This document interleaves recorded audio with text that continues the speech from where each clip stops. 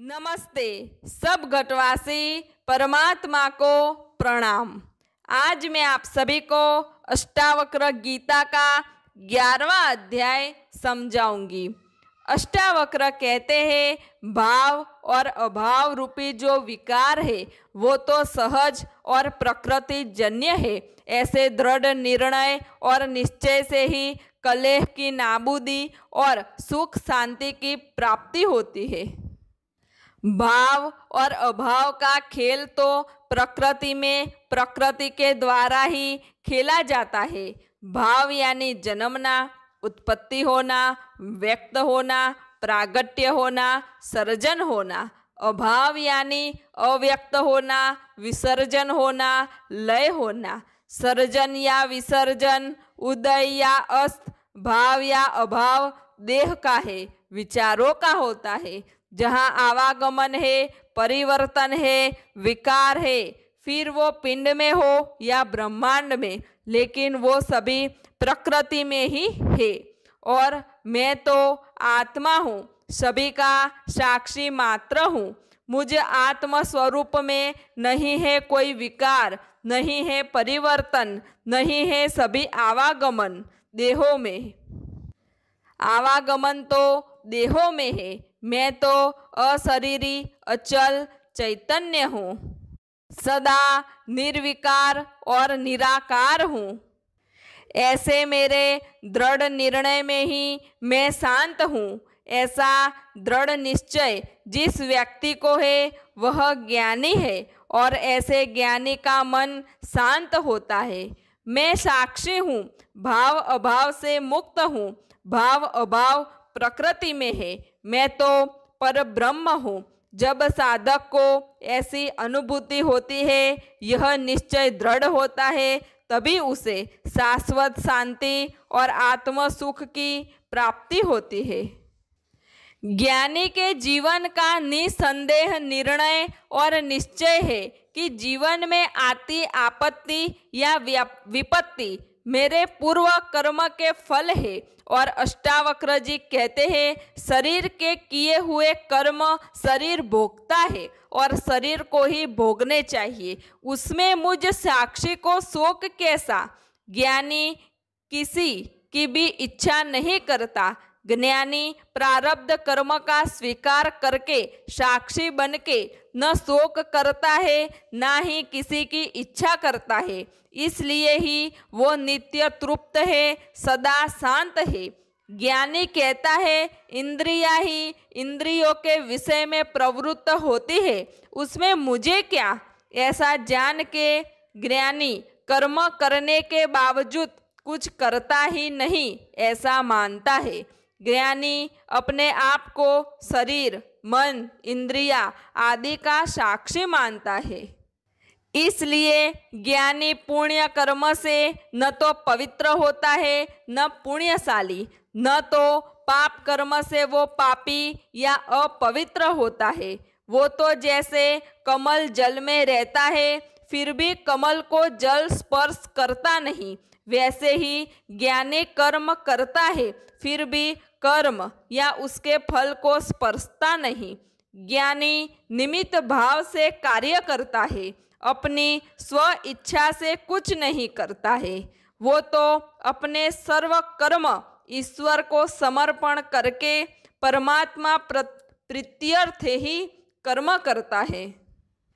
जीवन रूपी नाटक में ज्ञानी ईश्वर इच्छा से पात्र का रोल करता है। उसे ईश्वर जो पात्र दे उसके अनुसार वो कार्य करता है।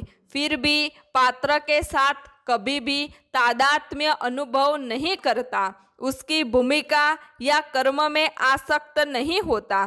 इसलिए ज्ञानी कर्म करता दिखता है, वास्तव में वो कुछ करता नहीं। ज्ञानी चिंता मुक्त है, इसलिए दुख की मानसिक दीवालों से दूर है। जो कोई दुख और चिंता मुक्त है वो सुखी और शांत होता है। यदि कोई व्यक्ति ऐसा निर्णय करता है कि चिंता ही दुख का मूल है, वही चिंता मुक्त हो सकता है।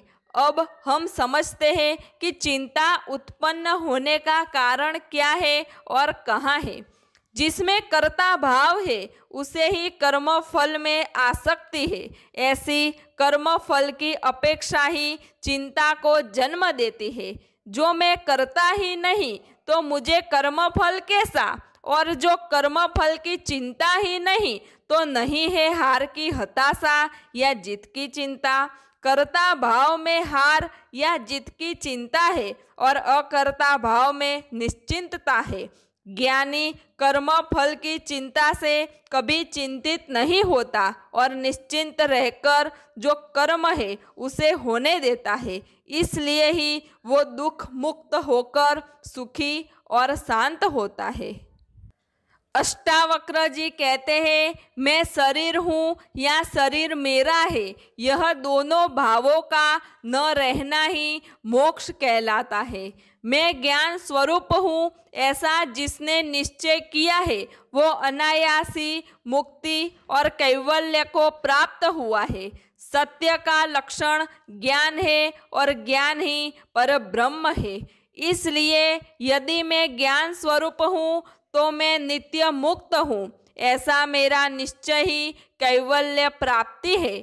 ज्ञानी कभी किए हुए कर्मों का स्मरण नहीं करता, क्योंकि भूतकाल को याद करके समय बिताना वो तो मूल्यवान वर्तमान को हाथ से जाने देने वाली बात है।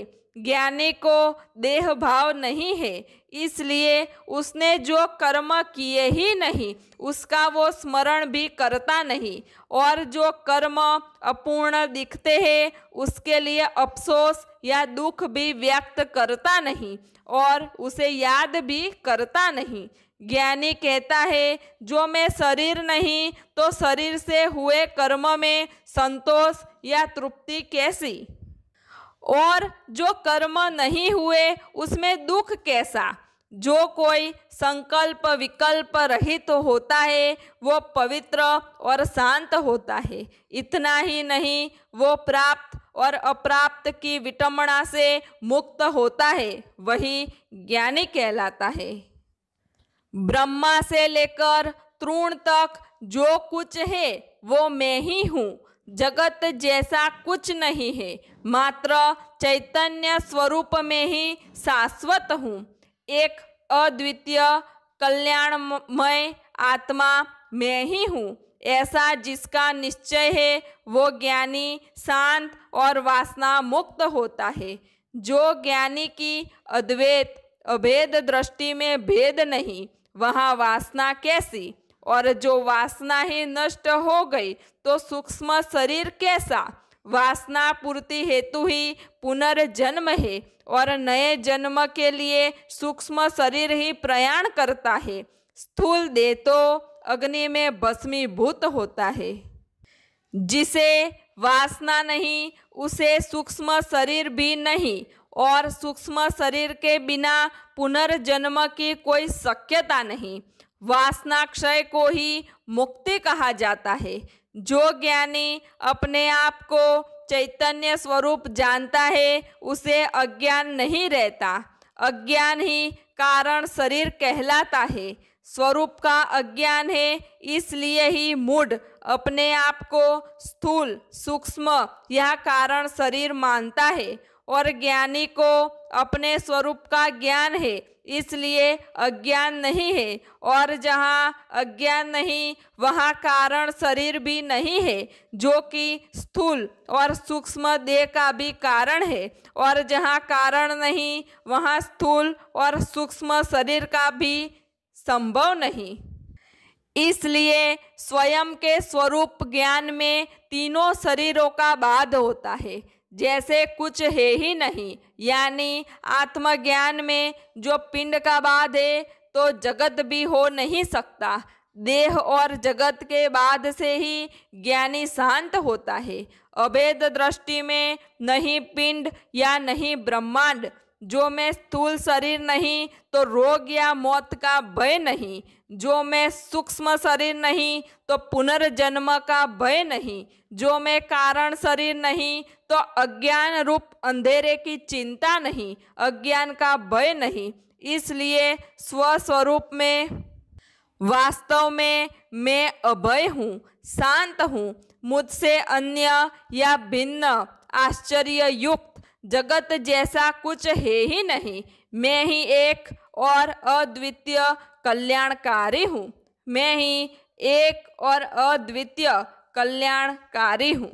मैं ही एक और अद्वितीय कल्याणकारी हूँ। अब मैं आप सभी को अष्टावक्र गीता का 12वां अध्याय समझाऊंगी। जनक कहते हैं, अब तो मैं मेरे शारीरिक कर्मों, वाणी के कर्मों और मन के कर्मों की चिंता कर करके उदासीन हो गया हूँ। अब तो सभी कर्म असह्य हो गए हैं। अब ये सारे कर्मों को छोड़ के अब मैं मेरे आत्म स्वरूप में स्थित हुआ हूँ। जो मैं देह नहीं, करता नहीं, तो साक्षी आत्मा को शारीरिक, वाचिक या मानसिक कर्म कैसा। इसलिए ही मैं तो मेरे स्वरूप में स्थित हूँ। जनक जी कहते हैं, हे गुरु जी, मैं ध्यान करने का प्रयास नहीं करता। मैंने ध्यान करने का प्रयास ही छोड़ दिया है, क्योंकि ध्यान के प्रयत्न के बिना ही मेरा मन मुझ स्वरूप में एकाग्र और एकाकार हो गया है। जनक जी कहते हैं, मेरा मन विक्षेप रहित हुआ है, क्योंकि मेरी आत्म विचारणा से शब्द आदि इंद्रियों के विषयों की आसक्ति या विषयों प्रत्यय का राग नष्ट हुआ है। और जहाँ विषय के लिए राग नहीं, वहाँ विषयाकार वृत्ति नहीं। हे गुरुदेव, मेरे मन में तो विषयाकार वृत्ति का प्रवेश ही जहाँ नहीं है, वहाँ वृत्ति से होता विक्षेप कहाँ। जहाँ विक्षेप ही नहीं, तो उसे दूर करने के लिए योग, ध्यान या समाधि का जागृत प्रयत्न कहाँ।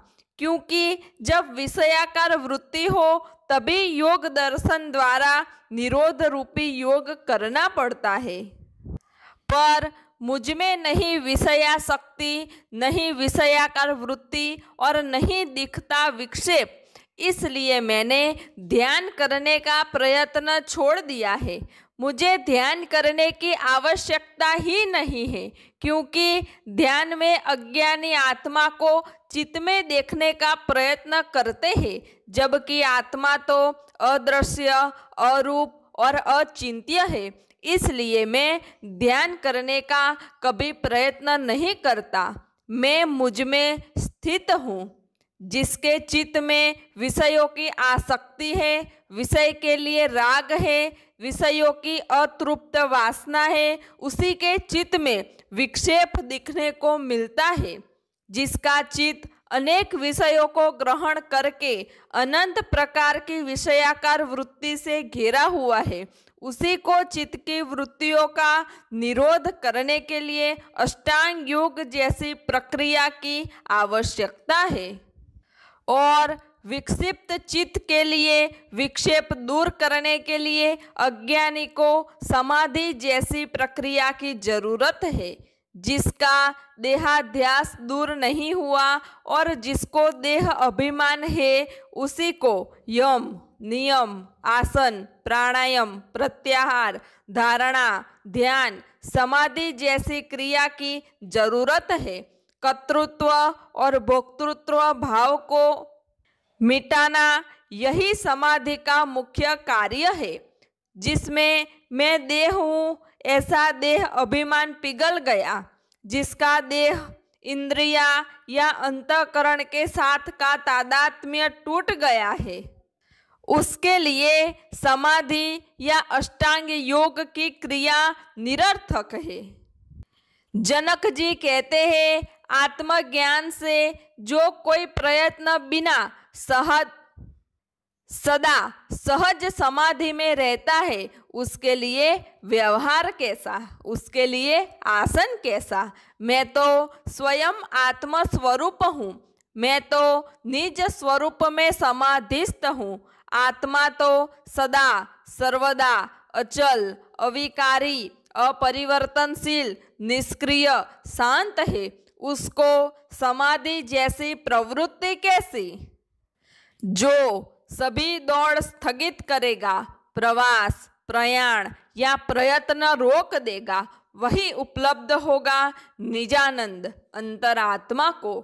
जनक कहते हैं, हे ब्रह्म स्वरूप, मैं जैसा था वैसा ही अपने निज स्वरूप में पुनः स्थित हुआ हूँ।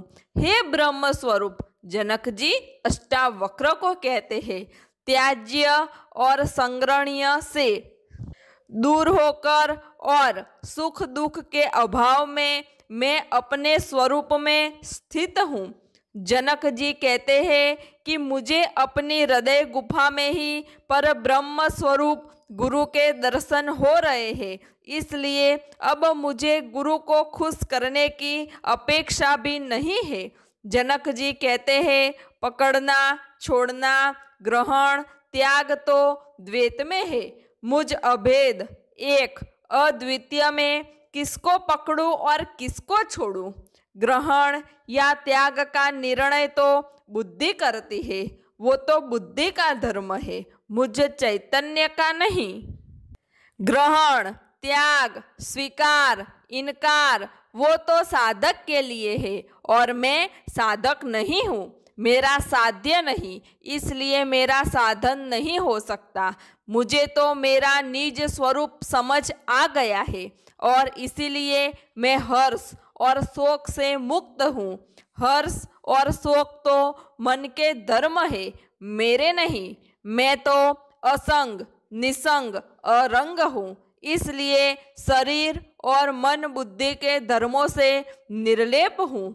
आश्रम, अनाश्रम, ध्यान और मन द्वारा स्वीकृत और निषिद्ध नियमों को देखकर मैं अपने स्वरूप में स्थित हूँ। जनक जी कहते हैं, मेरी निर्विकल्प स्थिति में मन जैसा कुछ है ही नहीं, फिर उसका स्वीकार और इनकार की बात ही अनर्थ जैसी है। जो मन ही ब्रह्म स्वरूप हुआ है, विषय और दृश्य है, तो फिर मन को विषय वृत्ति से वापस लाने की मानसिक कवायद कैसी? ऐसा जान के मैं अपने आत्म स्वरूप में स्थित हुआ हूँ। कर्मों के अनुष्ठान रूपी अज्ञान से निवृत्त होकर और तत्व को सम्यक रूप से जानकर मैं अपने स्वरूप में स्थित हूँ। जनक जी कहते हैं, कर्म का त्याग करना या कर्म का अनुष्ठान करना, उन दोनों में जो अहंकार हो तो कर्ता भाव है, इसलिए जो त्याग करना हो तो मात्र कर्ता भाव ही त्यागा जा सकता है, त्याग नहीं हो सकता कर्म का, क्योंकि जीवन यात्रा पूर्ण करने के लिए कर्म अनिवार्य है, जबकि फल त्याग शक्य नहीं, क्योंकि उसमें मनुष्य परतंत्र है। फल तो ईश्वर या कर्म फल दाता ही देते हैं, इसलिए जो त्याग ही इच्छनीय है तो अहंकार और कर्ता का त्याग ही है।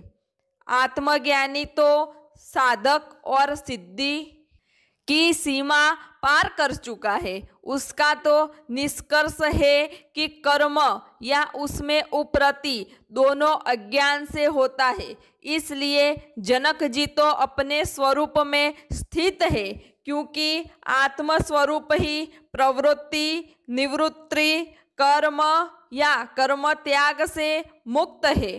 अचिंत्य के संबंध में विचार करते हुए भी विचार पर ही चिंतन किया जाता है, अतः उस विचार का भी परित्याग करके मैं अपने स्वरूप में स्थित हूँ। जनक जी कहते हैं, मेरा स्वरूप तो निर्विकल्प है, अचिंत्य है, तो किस लिए मैं चिंतन रूपी सूक्ष्म कर्म का सहारा लूं? इसलिए मैं तो चिंतन त्यज के अपने स्वरूप में स्थित हूँ। जो इस प्रकार से आचरण करता है वह कृतार्थ हो जाता है, मुक्त हो जाता है। जिसका इस प्रकार का स्वभाव है वह मुक्त हो जाता है। जनक जी कहते हैं, मैं धन्य हूँ, चिंतन छोड़ के मैं अचिंत्य हुआ हूँ। संग छोड़ के मुझ असंग स्वरूप में स्थित हुआ हूँ। जिसने जप तप चिंतन मनन द्वारा अपने आप को अचिंत्य और निष्क्रिय जाना है, वो निसंदेह धन्य है। जो कोई भी साधन के आधार बिना, साधना करे बिना ही अपने आप को अक्रिय और अचिंत्य जान के शांत हुआ है, ऐसा धीर पुरुष धन्य है। जनक जी कहते हैं, ये तो सहज चमत्कार है जिसमें मैंने ना कुछ छोड़ा है ना कुछ पकड़ा है, ना ही मैं कहीं गया हूँ। फिर भी मैं जैसा था वैसा ही मेरे निज स्वरूप में स्थित हूँ। धन्य है मेरे मूल स्वरूप को, ऐसा जनक जी कहते हैं। अब मैं आप सभी को अष्टावक्र गीता का 13वां अध्याय समझाऊंगी। जनक जी कहते हैं, मैं भले ही महल में वास करता हुआ या रंग राग में रंगाता दिखता हूँ, लेकिन मुझे पता है कि मैं स्वस्वरूप में स्थित हूँ। कौपिन या लंगोट धारण करने से मैं सन्यासी या त्यागी जैसा दिखूंगा। वास्तव में मैं जैसा दिखता हूँ वैसा नहीं हूँ। हे गुरुदेव, मेरी दृष्टि में कौपिनधारी सन्यासी होना ये अंतिम लक्ष्य नहीं है। कौपिन कमंडल या भगवे वस्त्रों से संन्यास लेने या देने में देर नहीं लगती, लेकिन संन्यास को जानने में बरसों बीत जाते हैं। जबकि आत्मा के बिना कुछ भी नहीं है। ऐसे ज्ञान से क्षण भर में रंग बिना ही रंगा के असंगी या अरंगी हुआ जाता है। त्याग बिना ही त्यागी हो जाता है। कौपिन या कमंडल बिना सन्यासी हुआ जाता है। जनक जी कहते हैं, किसी में देह का दुख है। खड़े पैर वर्षों तक खड़े रहने से पैर में सूजन आ जाती है। अति उपवास करने से देह सूख जाती है, देह को कष्ट होता है। ऐसे अनेक प्रकार की देह के द्वारा होती तपश्चर्या से देह को मात्र दुख ही देती है। तत्वज्ञानी तो स्वयं देह को रोग ही जानते हैं। देह को दुख हो, इसका अर्थ देह के तादात्म्य या ममत्व से दुख होता है। जो हम देह नहीं तो देह से होने वाली पीड़ा हमारी नहीं। अष्टावक्र जी देह के साथ जीते नहीं, इसलिए लेस मात्र दुखी नहीं। जनक जी स्वस्वरूप में स्थित है, इसलिए सुखी है। कोई जिह्वा से दुखी है। स्तुति मंत्र जाप अनुष्ठान आदि से जिह्वा को कष्ट होता है। जो बहुत बोलते हैं वो भी दुखी है, और जो मूंगे हैं वो भी दुखी है। जब जिह्वा के द्वारा वाणी की अति क्रिया होती है, इसलिए दुख होता है। इसलिए जनक जी कहते हैं, अब तो मैं बोलना, जप करना, मौन रहना, इन सभी से उपराम होकर स्वस्वरूप में स्थित होता हूँ। जैसे जीवा को दुख होता है, वैसे ही ध्यान आदि क्रिया में चित्त एकाग्र न हो तो विक्षेप अनुभव करके मन दुखी होता है। जनक जी कहते हैं, देह की, जीवा की, मन की तमाम क्रिया दुख का सर्जन करने वाली क्रियाएं हैं। इसलिए इन सब को छोड़ के मैं तो परम मोक्ष स्वस्वरूप में स्थित होता हूँ। यानी मैं ऐसी स्थिति में अब स्थित हुआ हूँ जहाँ देह वाणी या मन न पहुँच सके या मुझे कभी दुखी ना कर सके। ऐसी स्थिति में पहुंचने के लिए कोई मानता है कि देह का त्याग करना पड़ेगा, लेकिन नहीं, सिर्फ देह के साथ का अहम भाव या मम भाव ही त्यागना पड़ता है। जनक जी कहते हैं, मैं तो संयोग और वियोग से रहित हूँ। जो अज्ञानी या मूढ़ होते हैं उनका देह के साथ तादात्म्य है। मैं देह हूँ ऐसा अभिमान है। उनकी सभी क्रियाओं का केंद्र देह है। ऐसे योगियों को प्राणायाम पे नियंत्रण करना है, इंद्रियों पे जीत प्राप्त करनी है, आसन सिद्धि प्राप्त करनी है। ऐसे देह अभिमानी योगी की सभी क्रियाओं का केंद्र अंत में देह ही है। ऐसे ही अज्ञानी भोगी है, उसे भी भोग के लिए देह को केंद्र बनाना पड़ता है। योगी और भोगी दोनों देह के साथ, जड़ के साथ निरर्थक क्रिया करते हैं। मैं तो देह के साथ की कोई भी क्रिया के साथ संलग्न नहीं हूँ, या नहीं है मुझे कर्म के वियोग में रस। कर्म की पकड़ या छोड़ तो अज्ञान में है। पुण्य या पाप के कर्म की बात तो देह अभिमान में है। मुझ एक में, निरिंद्रिय में, निरअवयवी में कर्म का संयोग ही नहीं तो वियोग कैसा। जनक जी कहते हैं, मेरा देह के साथ ही संयोग नहीं है तो कर्म के साथ कैसा। कर्मों का जो मुझे संगात ही नहीं, संयोग ही नहीं, तो उसके वियोग की भ्रमणा कैसी। मैं तो कर्म के संयोग या वियोग से मुक्त होकर मेरे निजानंदी स्वरूप में मस्त हूँ। जनक जी कहते हैं, मुझे अब जीवन में पसंदगी जैसा कुछ रहा नहीं। जहाँ जैसी स्थिति हो उसी में मैं संतुष्ट रहता हूँ। पसंदगी से मुक्त होना वही मेरी जीवन साधना है। इसलिए नहीं कर्म का आग्रह या अकर्म का हठाग्रह, किसी भी प्रकार का विरोध भी नहीं है। अविरोध रूपी मुझ जीवन में बैठने से, सोने से, अकर्म से कोई भी अनर्थ या हानि नहीं है और कर्म से कोई भी लाभ दिखता नहीं है। देह कोई भी कर्म करे या छोड़े, मुझ अपरिवर्तनशील चैतन्य में कोई फर्क नहीं पड़ता। मृत्यु में भी मैं अमृत तत्व हूँ। असत्यों की मध्य में भी मैं शाश्वत सत्य हूँ। मैं ज्ञान स्वरूप हूँ।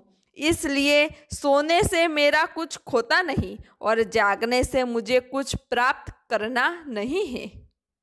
मिला है उसका नशा नहीं और नहीं मिला उसकी बेचैनी नहीं है। इसलिए सोते, बैठते, चलते, कर्म करते मैं सदा सुखी हूँ। जनक जी कहते हैं, मुझे नहीं चाहिए दुख से मुक्ति या नहीं चाहिए सुख की अनुभूति, क्योंकि सुख और दुख के नियम में अनियमितता, अनिश्चितता है। किसको कब कितना सुख या दुख आएगा उसका कोई निश्चित नियम नहीं है। सुख दुख जीवन के अनियमित नियम है।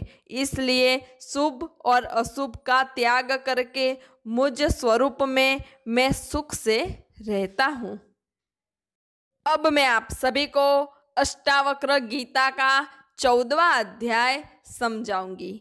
जनक जी कहते हैं, जो कोई स्वभाव से या अपनी प्रकृति से वृत्ति शून्य होते हैं, अर्थात वासना शून्य होते हैं, उसे शून्य चित्त कहते हैं। क्योंकि वासना न होने से चित्त रिक्त होता है, शुद्ध होता है, और शुद्ध चित्त अंत में चैतन्य स्वरूप ही बन जाता है। चित्त में विषयों की वासना ही अशुद्धि है, लेकिन वासना न होने से चित्त में नहीं है विषयासक्ति और उसके कारण विषयाकार वृत्ति का अभाव होता है। वृत्तियों के अभाव से विक्षेप या अशांति नहीं है। विक्षेप को दूर करने के लिए निरोध रूपी योग की हठ भी नहीं है। इसलिए व्यक्ति शांत होता है, अपने स्वस्वरूप में स्थित होता है। वह उसकी सहज समाधि जैसी अवस्था है। वही उसके शांत आत्म स्वरूप की अनुभूति है। जनक जी कहते हैं, जो कर्म, क्रिया या विषय चिंतन में सोता है वही परम शांति को पाता है और संसार बंधन से मुक्त है। जनक जी कहते हैं, जब मेरी वासना ही पिघल गई है तो धन, मित्रों, विषयों और शास्त्र सब कुछ मेरे लिए निरर्थक है। मैं जैसा हूँ, जहाँ हूँ, वही संतुष्ट हूँ। अब मुझे नहीं कुछ बनना, नहीं कहीं जाना, नहीं कुछ जीतना, ना किसी को हराना, ना ही मुझ में या अन्य में कोई परिवर्तन लाना है। क्योंकि वासना मेरा रोग था, दर्द मिट गया, फिर अब उपचार कहाँ। जनक जी कहते हैं, शास्त्रों का संग्रह बाहर है और ज्ञान मेरे भीतर है। ज्ञान मेरा स्वरूप है। मैं विद्वान हूँ, वो तो अहंकार है, बुद्धि की उपाधि है। मैं नहीं अहंकार, नहीं बुद्धि, लेकिन उन दोनों का प्रकाशक ज्ञान स्वरूप आत्मा हूँ। इसलिए नहीं है मुझे शास्त्रों का संग, नहीं विज्ञान का सहारा। आत्मा तो साक्षी पुरुष है और वो जीव और ईश्वर की भिन्न भिन्न दिखती उपाधि में भी एक ही है। दोनों उपाधि निर्मूल होते ही एक ही निरुपाधिक आत्मा रहता है। अज्ञान में भले ही मैं अपने आप को जीव मानूं, लेकिन ज्ञान में मैं जीव या ईश्वर की उपाधि से निर्मुक्त हूँ, स्वयं साक्षी पुरुष हूँ, आत्मा हूँ। फिर मुझे मुक्ति की चिंता कहाँ। जीव और ईश्वर में बसता परमात्मा तो एक ही है और वही अद्वितीय आत्मा मैं हूँ। ऐसा जानने के बाद नहीं है इच्छा बंधन से छूटने की, या नहीं है चिंता मोक्ष प्राप्ति की। जनक जी कहते हैं, मैं मुझ में ही शांत हूँ, क्योंकि मैं तो साक्षी पुरुष हूँ। जैसे घड़े का नाश होते ही घटाकाश महाकाश रूप ही होता है, वैसे जीव भाव की उपाधि नष्ट होते ही ब्रह्मवेत्ता पुरुष स्वयं ब्रह्म रूप होता है। इसलिए जो ब्रह्म को जान के स्वयं ब्रह्म रूप हुआ है, उसे कहाँ है बंधन से छूटने का यत्न या कैसी मुक्ति की चिंता। शाश्वत शांति और मन की वृत्ति शून्य अवस्था को प्राप्त ऐसे जीवन मुक्त का परिचय प्राप्त करने के लिए हर एक को अपने मन के विक्षेप दूर करने होंगे। मन की अशांति को आग लगानी होगी। उसके बिना जो कोई जीवन मुक्त को जानने का प्रयत्न करेंगे तो अपनी ही कमी, अशांति और राग द्वेष को ज्ञानी पे आरोपित करेंगे और वो ज्ञानी में अपनी आसक्ति और अज्ञान का उसको दर्शन होगा। इसलिए अपनी सीमित दृष्टि छोड़ के अहंकार रहित होकर सिर्फ ज्ञानी के सानिध्य में श्रद्धा पूर्वक रहना, क्योंकि ज्ञानी को देखने के लिए लौकिक दृष्टि छोड़नी होगी। कई बार बाहर से ज्ञानी भ्रमित बालक जैसा मूढ़ और अपरिपक्व दिखता है, लेकिन वो जैसा बाहर से दिखता है वैसा अंदर से नहीं होता। भीतर से तो वो स्थिर आत्मा है, फिर भी बाहर से परिवर्तनशील दिखता है। ज्ञानी का वर्तन न समझा जा सके वैसा अकल है। ज्ञानी को किसी के रोक टोक की, स्तुति निंदा की फिक्र नहीं है। उसको जो सत्य लगता है वह वो करता है। उसके सहज कर्म में संशय, शर्म, संकोच या द्विधा का कोई स्थान नहीं है।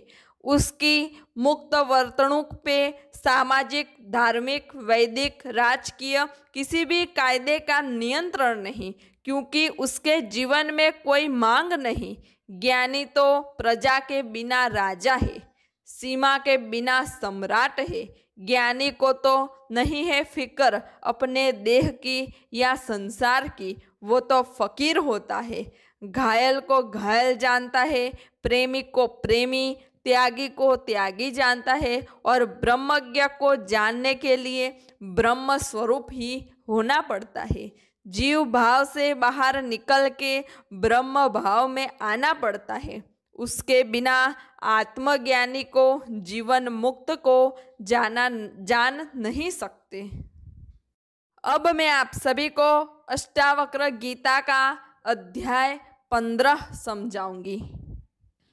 अष्टावक्र कहते हैं, सात्विक बुद्धि से युक्त मनुष्य साधारण प्रकार के उपदेश से भी कृत्य मुक्त हो जाता है, जबकि दूसरा आजीवन जिज्ञासु होने पर भी उसे पर ब्रह्म का यथार्थ ज्ञान नहीं होता और वो अज्ञान में ही रहता है।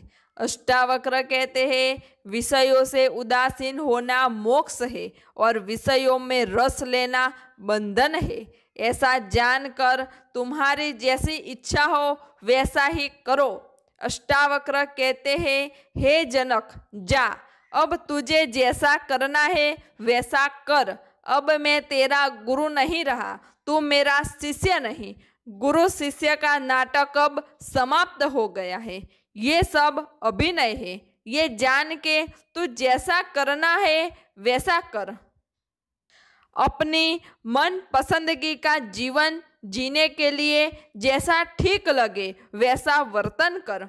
जो वासना अपूर्ण लगे, कामना अधूरी लगे तो भोगी हो जा, और विक्षेप दिखे तो योगी हो जा।